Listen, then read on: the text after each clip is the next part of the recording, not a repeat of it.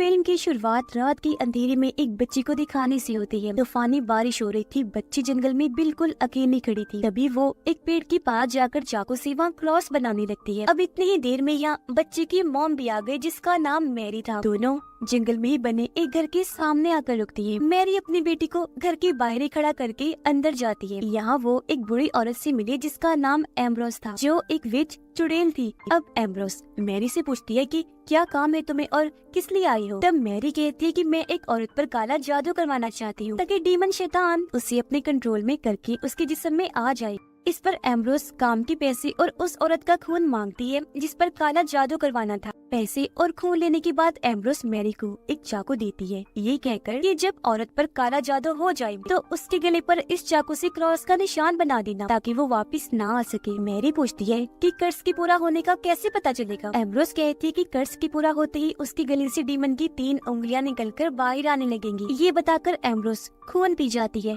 साथ साथ मंत्र भी पढ़ने लगी। और अब थोड़ी ही देर बाद टेबल पर रखी मोमबत्तियां बुझ जाती है, जिसके साथ ही एम्ब्रोस को अजीब तरह की आवाजें आने लगती है, जो सिर्फ कर्स्ड इंसान को ही सुनाई दिया करती थी। पर यहाँ सोचने वाली बात ये है कि एम्ब्रोस को ये आवाजें क्यों सुनाई दे रही थी, जिसके साथ ही उसे पता चल भी गया कि असल में मैरी ने मुझ पर ही काला जादू करवा के कर्स्ड किया है। वो गुस्से में मैरी से पूछती है कि ये सब क्यों किया और तुम्हारे पास मेरा खून कैसे आया। मैरी गुस्से में बताती है कि ये मेरी बेटी ने निकाला था जब तुम सो रही थी। और अब तभी एक डीमन पूरी तरह से एम्ब्रोस को पोजेस्ड कर लेता है। मैरी चाकू से एम्ब्रोस के गले पर क्रॉस का निशान बना देती है। इतनी ही देर में मैरी की बेटी भी अंदर आ गई, जिसे वो बाहर खड़ा करके आई थी। उसे देखते ही एम्ब्रोस जल्दी से पकड़ लेती है, ताकि मेरे अंदर का डीमन उसके अंदर चला जाए। पर जब डीमन की उंगलियां उसके अंदर जाने लगी थी, तो बच्ची दांतों से उसकी उंगली पर काट लेती है, जिसके बाद दोनों माँ बेटी वहाँ से भागकर बाहर आ जाती है, जबकि घर के अंदर एम्ब्रोस डीमन की वजह से चिल्ला रही थी। अब हम एक रिचुअल जादू वाली किताब को देखते हैं, जो दरअसल डीमन की ही थी। उसके अंदर मैरी की तस्वीर रखी हुई थी, जिसका मतलब एम्ब्रोस ने उस पर जादू किया था,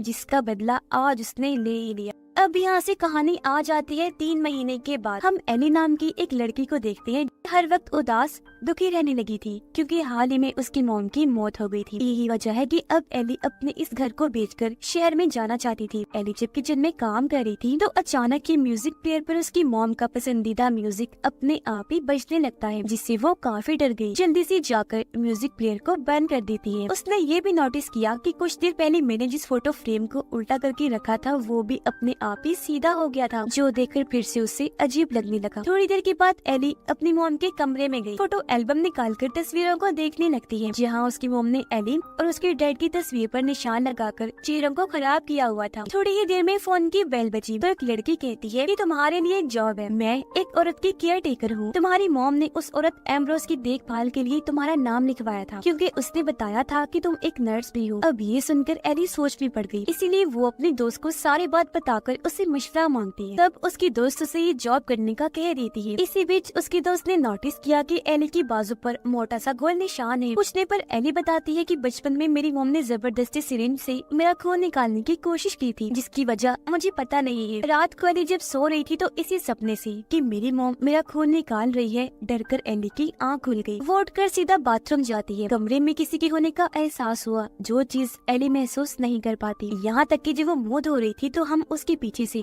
किसी को गुजरता हुआ देखते हैं। अचानक ही उसे अपनी मॉम की आवाज सुनाई दी, जो उसे ही बुला रही थी। चेक करने वो जब आगे बढ़ी, तो सामने उसकी मॉम का भूत खड़ा हुआ था, जो एली को बुरा भला कहकर उसे डरा रही थी। एली भी काफी डर जाती है। अगली सुबह जब उसकी दोस्त आई, तो एली ने कल रात होने वाले वाकये के बारे में उसे बता दिया। उसकी दोस्त मशवरा देती है कि तुम किसी दिमाग के डॉक्टर को चेक करवाओ। दरअसल ये चीजें तुम्हें इसलिए दिखाई दे रही है, क्योंकि तुमने इन्हें अपने जहन पर हावी कर लिया है। बातों के दौरान ही म्यूजिक प्लेयर में उसकी मॉम का पसंदीदा म्यूजिक फिर से बजने लगता है, जहाँ इस बार एली के साथ साथ उसकी दोस्त भी काफी घबरा गई। अब एली इन चीजों से तंग आ गई थी, तो घर से बचने के लिए वो इस जॉब को कबूल करने के लिए राजी हो जाती है। इसलिए दोनों एम्ब्रोस के घर जाने के लिए निकल पड़ती हैं। घर जंगल के बीचों बीच काफी अजीब जगह पर था, जहाँ आकर एली को एहसास हुआ जैसे यहाँ मैं पहले भी आ चुकी हूँ।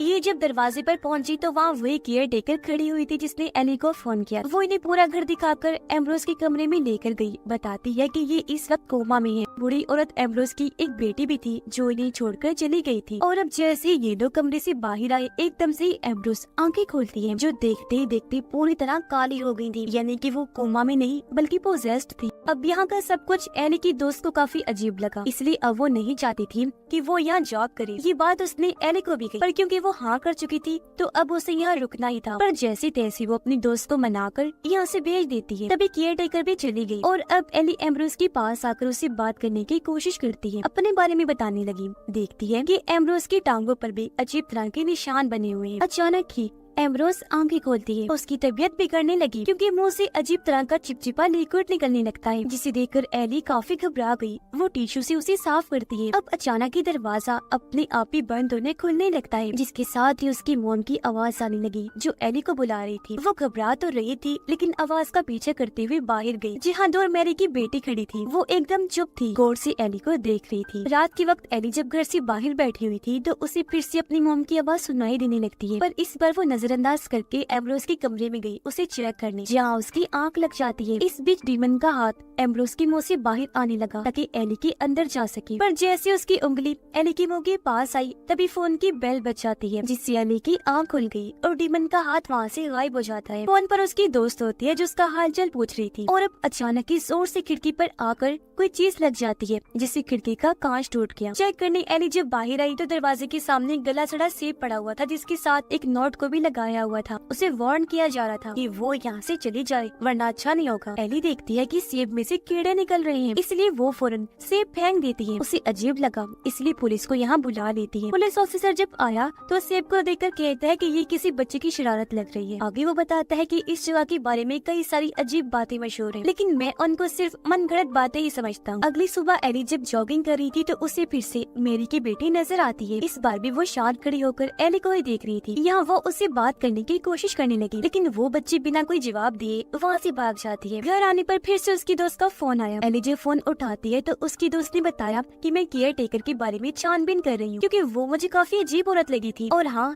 तुम भी अपना ख्याल रखना और एकदम अलर्ट रहना। रात के वक्त एली जब ब्रश कर रही थी तो उसे नीचे वाले फ्लोर से अजीब तरह की आवाजें आने लगती है। यही नहीं, जब वो सो रही थी तभी कुछ आवाजों से उसकी आंख खुल गई थी। वो एम्ब्रोस के कमरे में जाने लगे चेक करने। वो दरवाजे के बाहर रुक गई क्योंकि आवाजें अंदर से आ रही थी। कान लगाकर जब उसने सुना तो ऐसा लग रहा था जैसे कोई स्पेल पढ़ रहा हो, यानी जादुई अल्फाज, मंत्र वगैरह। और इसी के साथ एम्ब्रोस के मुंह से मक्खियाँ निकलने लगती है। आवाजें तेज हो गई थी। उसे लगा कि यह एम्ब्रोस की बेटी है, इसलिए वो जल्दी से अंदर आ जाती है, लेकिन वहाँ पर कोई नहीं होता, जिससे वो बुरी तरह घबरा जाती है। पर खुद को शांत करके वो फिर से सोने के लिए चली गई, जहाँ उसे अपनी मोम का डरावना सपना आता है, जिसमें वो इसी घर के बाहर हवा में लटकी हुई थी और एली को सेब फेंककर मारने लगती है। ये भी कहती है कि मैं तुम्हें नहीं छोड़ूंगी। और अब ये भयानक सपना देखकर एली की आंख खुल गई। वो नोटिस करती है कि मेरी टांगों पर अजीब तरह के निशान बने हुए हैं। एली की दोस्त अपने डैड के पास गई, जिनसे उसने एम्ब्रोस के घर की जानकारी निकलवाई थी। यहाँ वो एम्ब्रोस उसकी बेटी के बारे में तो जानकारी निकलवा लेती है, लेकिन केयर टेकर के बारे में उन्हें कुछ भी पता नहीं चल पाता।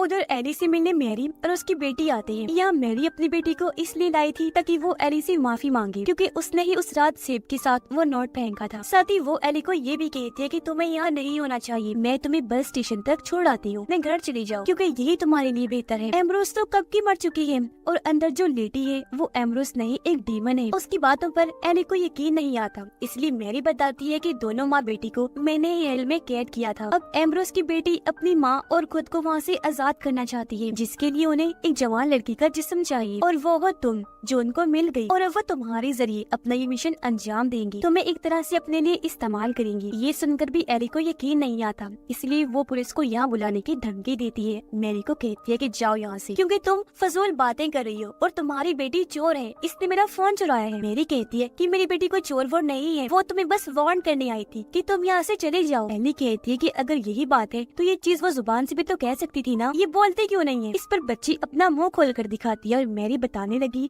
इसलिए कुछ नहीं बोलती क्योंकि इसकी जुबान नहीं है, जो देखकर एली को बहुत बुरा लगता है। उसी बच्ची पर तरस भी आया।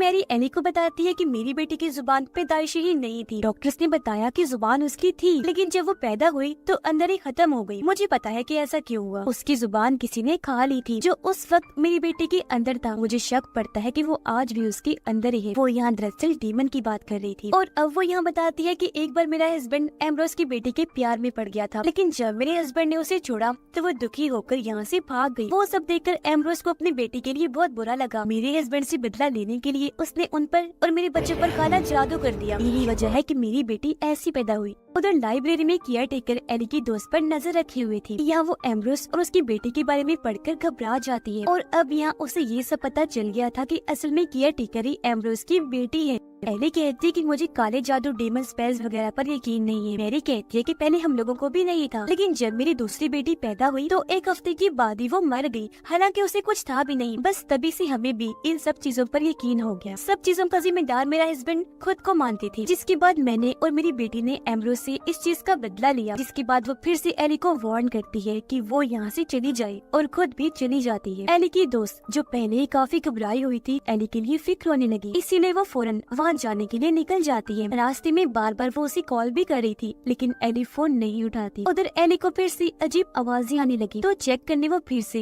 एम्ब्रोस के कमरे में गई, लेकिन वहाँ उसे कुछ भी अजीब नहीं मिलता। वो जब किचन में गई तो काम के दौरान उसे फर्श पर बने खुफिया दरवाजे का पता चल जाता है। ये दरवाजा खोलकर एली बेसमेंट में आ गई, जहाँ भी स्पेल्स, डीमन के निशान बने हुए थे और इससे जुड़ी कई सारी चीजें भी वहाँ पड़ी हुई थी। यहाँ डीमन की वो किताब भी थी जो हमने शुरुआत में देखी थी, जिसके अंदर मैरी की तस्वीर पड़ी हुई थी, साथ ही उन लोगों की भी जिन पर एम्ब्रोस ने काला जादू स्पेल किया था। यहाँ एली को अपने डैड की भी तस्वीर मिली, मतलब उसकी मॉम ने भी अपने हस्बैंड पर काला जादू स्पेल करवाया था। यहीं पर एली को खून की छोटी सी बोतल भी मिली, जिस पर उसका ही नाम लिखा हुआ था। ये देख उसे काफी हैरत हुई, लेकिन तभी वो हाथ से छूटकर नीचे गिर गई, टूट जाती है। उसका सारा खून साया हो जाता है। अब तक एली खुद भी काफी डर गई थी, इसलिए वो ऊपर जाकर अपनी दोस्त को कॉल करने लगी, लेकिन फोन लग ही नहीं रहा था। उधर एली की दोस्त के पास कोई एली बनकर मैसेज करता है कि मैं एम्ब्रोस के घर से आ गई हूँ। ये देखकर उसकी दोस्त को तसल्ली हुई, तो बीच रास्ते से वो गाड़ी मोड़ लेती है। अब एली को फिर से अजीब आवाजें आने लगी, इसलिए वो एम्ब्रोस के कमरे में गई चेक करने। वो उसकी गर्दन देखती है जहाँ पर क्रॉस का निशान बना हुआ था, और ये देखकर अब उसको मैरी की बातों पर यकीन हो गया था। वो डर गई, जल्दी से भागने की कोशिश करती है, लेकिन दरवाजा नहीं खुलता क्योंकि किसी ने लॉक कर दिया था। और तभी बेड के नीचे से एली की मोम का भूत निकलकर बाहर आता है, बुरी तरह उसे डराने लगता है। जिसके बाद एम्ब्रोस के मुंह से डीमन का हाथ बाहर निकलकर एली की तरफ बढ़ने लगा। वो डर गई, जोर जोर से चिल्लाने लगती है। उधर एली की दोस्त जब उसके घर आई तो यहाँ उसे वो नहीं बल्कि केयर टेकर मिली, यानी कि एम्ब्रोस की बेटी, जिसका मतलब कि एली का फोन इसके पास था और इसने उसकी दोस्त को मैसेज किया था। वो अब एली की दोस्त के पेट में चाकू घुसा देती है। उसने भी जवाबी वार किया। वो उसे कांच की बोतल मारकर भागने की कोशिश करती है, लेकिन पीछे से आकर वो एली की दोस्त को पकड़ लेती है। एली भी बचकर कमरे से बाहर आ गई थी। वो एक जगह बैठी हुई थी कि तभी यहाँ पुलिस ऑफिसर दोबारा आ गया। एली उसे बताती है कि एम्ब्रोस मर चुकी है, लेकिन वो यकीन नहीं करता क्योंकि उसे अंदर से आवाजें आने लगती हैं, जहाँ वो एली के मना करने के बाद भी अंदर चला जाता है। डीमन एकदम से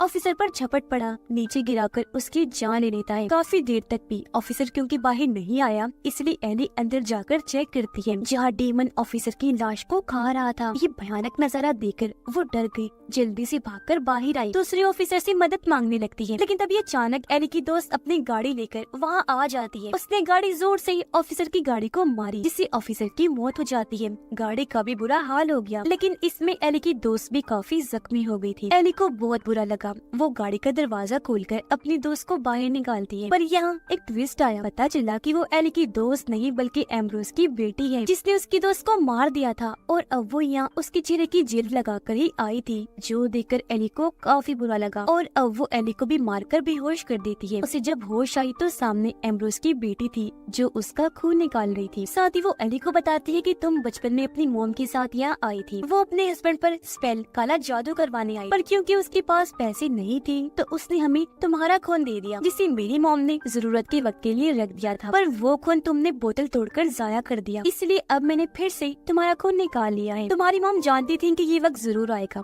इसलिए शर्मिंदा होकर होकर उसने अपनी जान ले ली। एली पूछती है, पर तुमने मेरे दोस्त को क्यों मारा? पर वो बिना कोई जवाब दिए उसे मारकर एक बार फिर बेहोश कर देती है। अब की बार जब उसे होश आई तो वो खुद को गोल शक्ल के अंदर बनी पेंटाग्राम पर लेटा हुआ पाती है। साथ में एम्ब्रोस भी थी और यहाँ अब उसकी बेटी कोई रिचुअल जादू करने वाली थी ताकि वो डीमन को एली के अंदर भेज सके। हालांकि एली उसे मना करने की कोशिश भी करती है कि वो ऐसा ना करे, लेकिन वो उसका मुंह बंद करने के लिए उसकी दोस्त की जिल एली के मुंह में घुसा देती है और अब कुछ ही देर में डीमन एम्ब्रोस के जिस्म को चीर कर बाहर आने लगता है, जो देखकर वो काफी घबरा गई क्योंकि वो तो ये अपनी मॉम को ठीक करने के लिए कर रही थी, लेकिन यहाँ पर उल्टा ही हो गया। और अब इससे पहले डीमन एली के अंदर जाता मैरी यहाँ पर आ जाती है। वो एम्ब्रोस की बेटी का गला घोटकर उसकी जान ले लेती है। वो अब खुद स्पेल्स पढ़कर डीमन को एली से दूर हटाने लगती है। तब डीमन उसे छोड़कर अब मैरी को पकड़ लेता है। तब भी एली आजाद होते ही चाकू लेती है और डीमन की पीठ पर क्रॉस का निशान बना देती है, जिससे वो तड़पने लगता है। फौरन यहाँ मैरी की बेटी भी आ गई जो डीमन को